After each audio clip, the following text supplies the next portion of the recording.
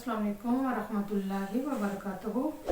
आप सल्लल्लाहु अलैहि वसल्लम की अज़मत और आप वसल्लम के मौजज़ों के बारे में पार्ट 1 हमने वीडियो पहले बना ली थी और अभी पार्ट 2 हम बना रहे हैं।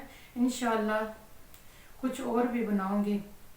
तो पार्ट 2 में मैं आपको बताती हूँ कि एक और मौजज़ा कैसे हुआ कि एक बार आप सल्लल्लाहु अलैहि वसल्लम हाजत के लिए बाहर तशरीफ़ ले गए।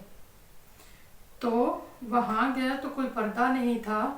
फिर आप सल्लल्लाहु अलैहि वसल्लम ने सहाबा कराम से फरमाया कि झाड़ियों को बोलो, यानी दरख्तों को, उन झाड़ियों को, उन बूटियों को बोलो कि पर्दा कर दें। तो ऐसे ही जैसे ही उन्होंने बोला कि ए दरख्तों, ए झाड़ियों, कि अल्लाह के नबी ने फरागत करनी है, तो उन्होंने ऐसे ही ज़मीन चीरती हुई निकली और पर्दा कर दिया। तो आप सल्लल्लाहु अलैहि वसल्लम ने रफ़ाए हाजत की।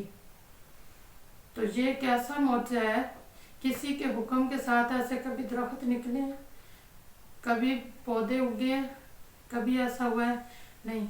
यह अल्लाह के नबी के अज़मत है, यह अल्लाह के नबी की शान है कि कहने पर दरख्त और बूटियाँ भी ज़मीन चीरती हुई निकली और अल्लाह के नबी के लिए पर्दा कर दिया। सुभान अल्लाह। और फिर एक बार ऐसा हुआ कि शुरू में नबी करीम सल्लल्लाहु अलैहि वसल्लम एक खजूर के तने का सहारा लेकर खुतबा फरमाया करते थे। जब मिंबर बन गया तो आप सल्लल्लाहु अलैहि वसल्लम मिंबर पर बैठे तो वो खुश्क तना जो था वो ज़ारो कतार रोने लगा। रोते रोते उसकी वो हिचकियाँ लेने लगा। तो उसकी आवाज़, यानी उस तने की आवाज़ जिसके साथ आप सल्लल्लाहु अलैहि वसल्लम खड़े होकर खुतबा फरमाते थे, तो उसकी हिचकियों की आवाज़ सहाबा कराम ने भी सुनी। फिर अल्लाह के नबी मिंबर से नीचे उतरे और उसे तसल्ली दी और उसे चुप करवाया। वो फिर खामोश हो गया। अल्लाह के नबी ने कहा कि भाई मैं आपके सामने हूँ, मैं आपके साथ हूँ, मैं आपके पास आता जाता रहूँगा, मैं आपके साथ बैठूँगा। सुभान अल्लाह। फिर उसको सब्र आया। तो आज हमने देखना ये है कि हमें अपने नबी से कितनी सी मोहब्बत है, क्या सीखते हैं हम। क्या हम दिन में कभी दुरूद भेजा अपने नबी पर? कभी हमने सोचा कि हमारे नबी ने हमारे लिए कितनी मेहनत कोशिश की, कितनी दुआएं की और सारी सारी रात इबादत की और अपने रब से दुआएं की अपनी उम्मत के लिए। और आज उम्मत क्या है, खूब खाया पिया और खूब सोया और मर्जियां की। कभी हमने ये नहीं सोचा कि सारा दिन गुजर गया, सारी रात गुजर गई, हमने अल्लाह और अल्लाह के नबी का जिक्र ही नहीं किया, शुक्र ही नहीं किया और ना ही अपने नबी पर दुरूद भेजा।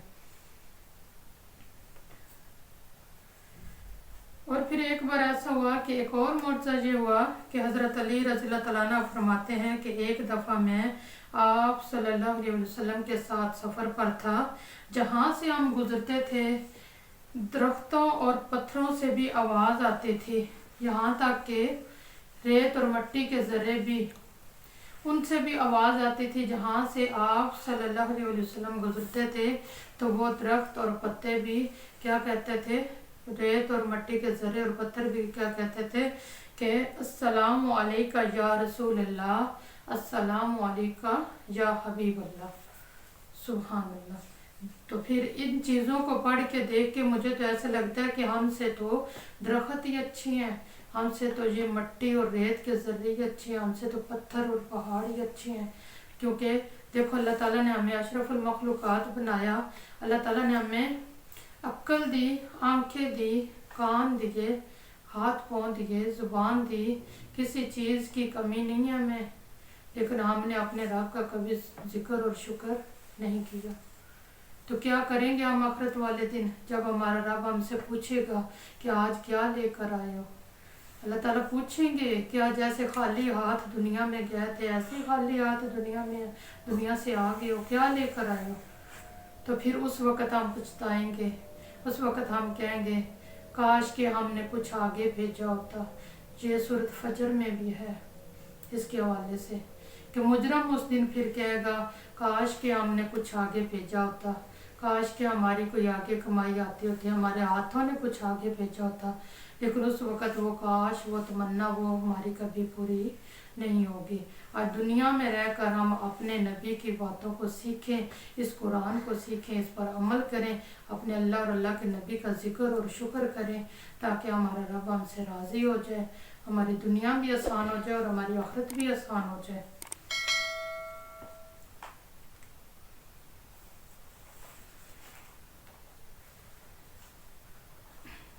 اور ایک دفعہ آپ صلی اللہ علیہ وسلم سفر پر گئے تھے کہ ایک دیہات میں سے جب گزر ہوا، یعنی ایک گاؤں سے جب گزرے تو وہاں پر ایک شخص نے بتایا کہ اللہ کے نبی ادھر ایک جوان بچی رہتی ہے، اس بچی کو جن کا سایہ ہے، تو وہ ہر وقت پاگل بنی رہتی ہے کہ اس کو اپنے کپڑوں کا، اپنی چادر کا، اپنے پردے کا بھی ہوش نہیں رہتا۔ تو آپ صلی اللہ علیہ وسلم نے فرمایا کہ اس بچی کو بلا کر لاؤ۔ جب اس بچی کو بلا کر لائے، آپ صلی اللہ علیہ وسلم کے سامنے وہ آئی تو آپ صلی اللہ علیہ وسلم نے مخاطب ہو کر فرمایا کہ دیکھو جن میں اللہ کا رسول ہوں، تمہیں حکم دیتا ہوں کہ اس کو چھوڑ کر چلے جاؤ۔ اس حکم پر وہ جن چلا گیا۔ سبحان اللہ۔ اور لڑکی اس وقت ٹھیک ہو گئی اور ایک طرف ہو کر اس نے پردہ کر لیا۔